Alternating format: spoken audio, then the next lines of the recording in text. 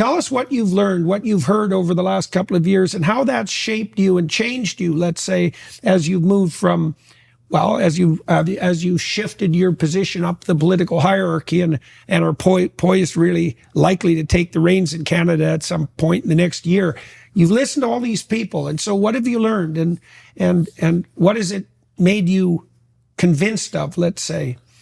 Well, first of all, there's the bad news and the good news. The bad news is that people feel like they've done absolutely everything right and their lives are trapped. Young people say, look, okay, I went through, I got an education, I work nonstop, and I have made the calculation that there is no mathematical path for me to own a house. Mm-hmm. It's just not possible. In Toronto here, for example, if you take the average income and the average house price, it would take you 29 years to save up for a down payment.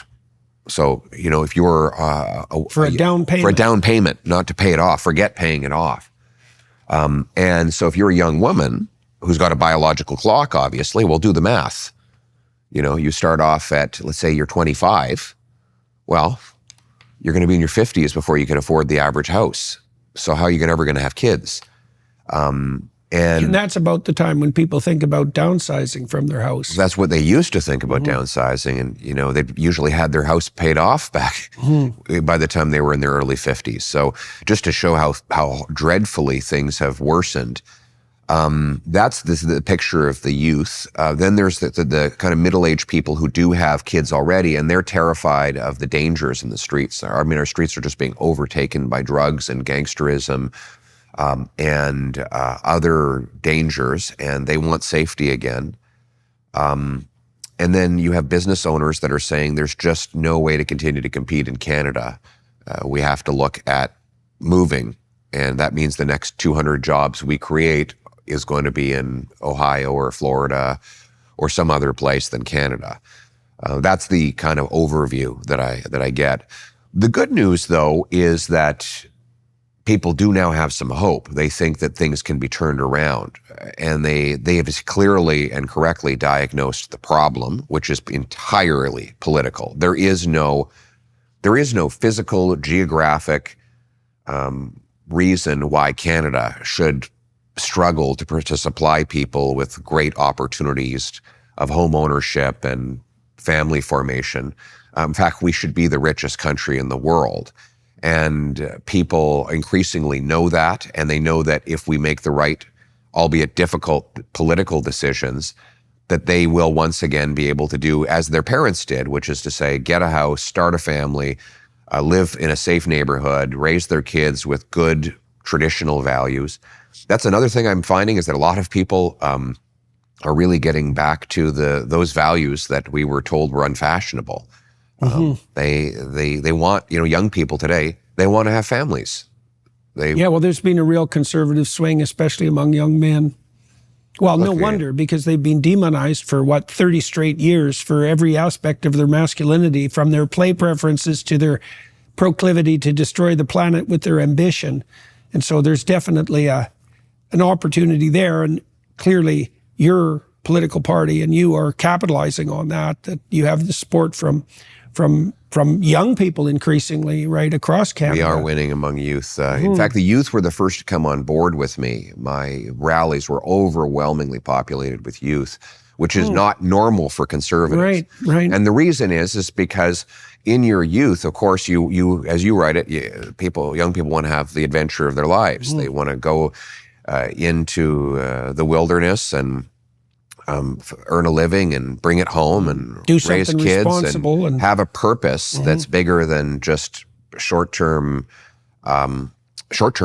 And I think, 20 years ago, the socialists would go to university campuses and say, vote for us and we'll let you be a kid forever. We'll give you free stuff and you'll never have to get a job. And that was very temporarily popular across the Western world. But then young people woke up and found out this was not a utopia, it was a total dystopia, and that all the things that they really valued and wanted for their lives were impossible when they were being borne down upon by this massive state. They've learned that help is the sunny side of control, and so now young people are, and I love this. This is great news. Our young people are saying, I want to start a business. I want to invent something. I want to create things. I want to become a tradesman. And then when I get good enough at that, I want to hire 5 other tradesmen. And by the time I retire, I want to have 300 employees. And then I want to give that company to my kids. These are the stories that I hear when I go out and about in Canada. And the great news is we can have all those things. That's the optimistic message that I have for people.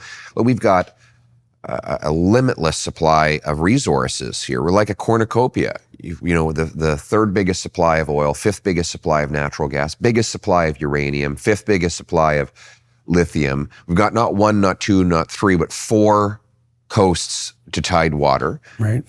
We live next to the biggest military and economic superpower the world has ever seen. We have a highly educated population and the best system of government in the history of the world, the parliamentary system. Not the best government, but the best system of government. So all these massive advantages, we just need to unleash that potential. Right. So the unhappiness that you're seeing among young people seems to me to be a consequence of the mismatch between the opportunity they see right in front of them and their frustration at the fact that that opportunity can't be capitalized on, even if they're contributing their fair share. And they're definitely doing their part. Like they really are. It's always been a habit of older people to say, the youth these days. When I look at the young people today, all they do is work. I am astonished when I meet young university students how much they work outside of their studies just to scrape by. How many hours of labor they do as waitresses or in another service job so that they can pay their bills. Way more than when I was a student, 25 years ago. When I was a kid in Alberta, I could work in the summer, and I didn't work on the rig, so I didn't have one of the high-paying jobs. Right. I had a more, what would you say, a job that was secondarily associated with the resource economy. I could make enough money in the summer in 2 months, 4 months to pay for the tuition and my entire year's rent. Of course. Right.